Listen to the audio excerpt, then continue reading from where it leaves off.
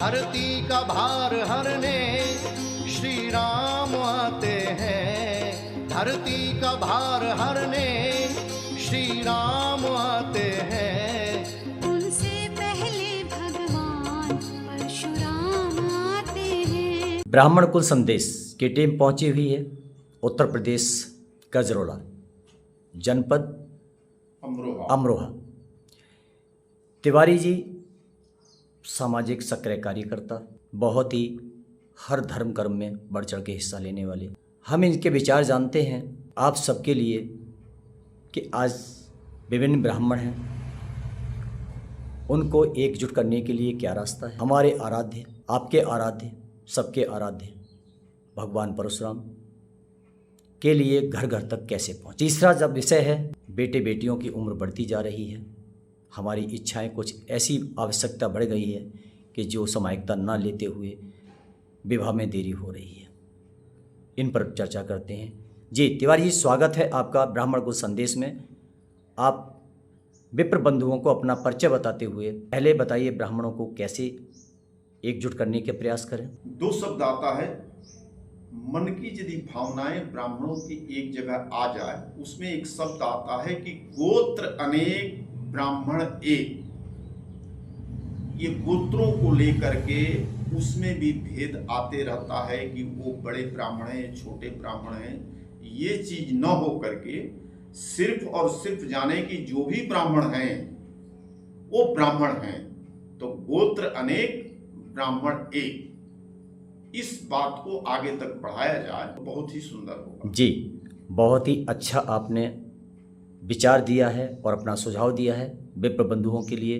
अब उनका अनुसरण करना उनके अपने हाथ में है। दूसरा सवाल, भगवान परशुराम को जन जन तक कैसे पहुंचाएं।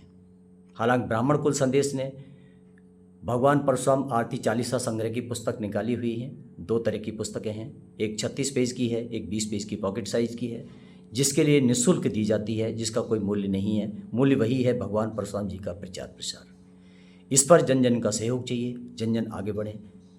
इस पर आगे आपके क्या विचार हैं।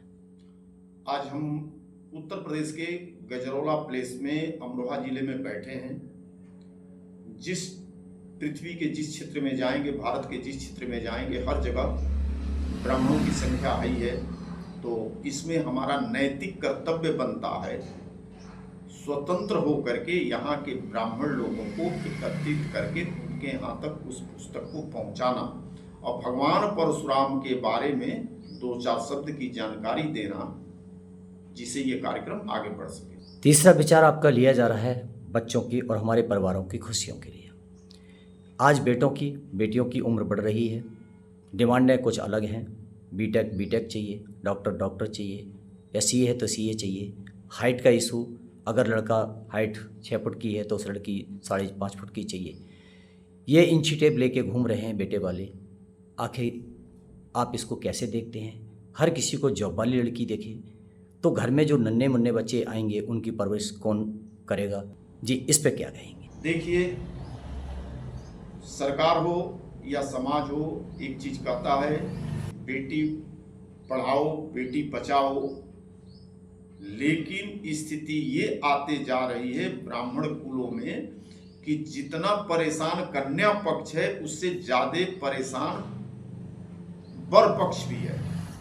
लेकिन चूंकि एक परंपरा है कि वर पक्ष कन्या पक्ष के यहाँ नहीं जाएगा बेटी मांगने, और बेटी वाला बेटा मांगने के लिए जाए, और जिसे कहते हैं कि योग्यता, हाइट, ये सब करके ये सब चीजों से ही हमारा संस्कार लुप्त होते चला जा रहा है।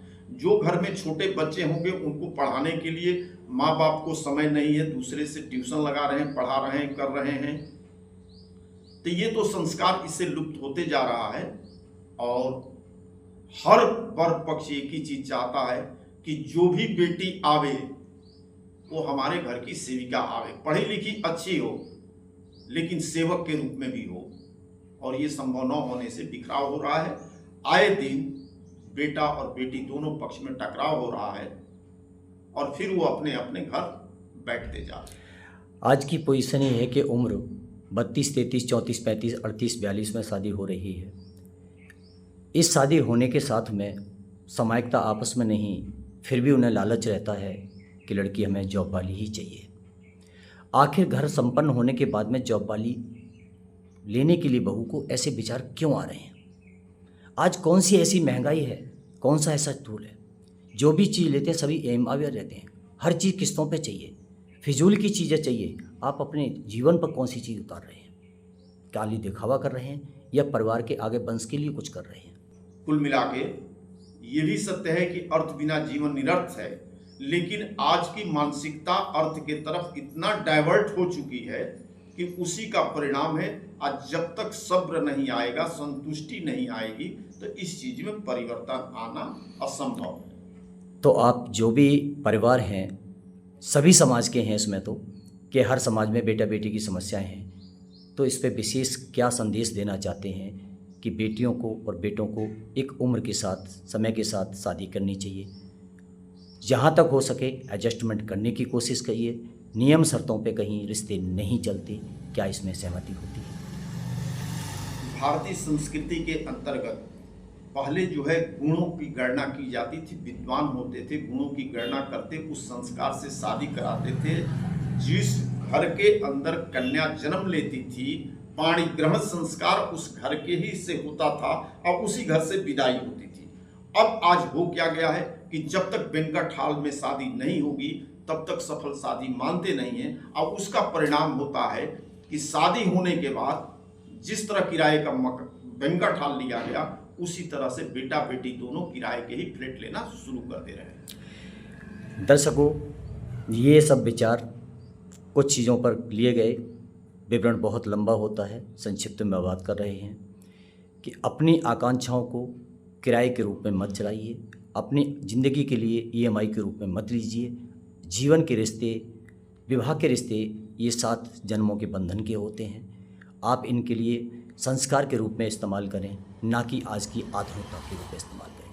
अगर आज की आधुनिकता में चाहेंगे तो आप बर्बाद होते रहेंगे, आगे बहुत ही परिणाम गंभीर हो सकते हैं, क्योंकि आज आपकी जनसंख्या कम हो रही है। जनसंख्या कम क्यों हो रही है? समय पर शादी नहीं होना, उसके बाद आपकी नियम शर्तें होना, आखिर वो बच्चे उम्र दराज में आपके हो रहे हैं, उन बच्चों का लालन पोषण कौन करेगा? माँ बाप की स्थिति आपकी वो बुजुर्ग होती है, आप दोनों जॉब पर करेंगे तो आखिर बच्चा कहाँ जाएगा? ये शब्द जो हैं वो आपके खुद विचारणीय हैं कि हर चीज़ किस्तों पे चलाएंगे या कुछ अपना भी भाग्य आजमाएंगे। धन्यवाद, अगले विचार में फिर मिलते हैं।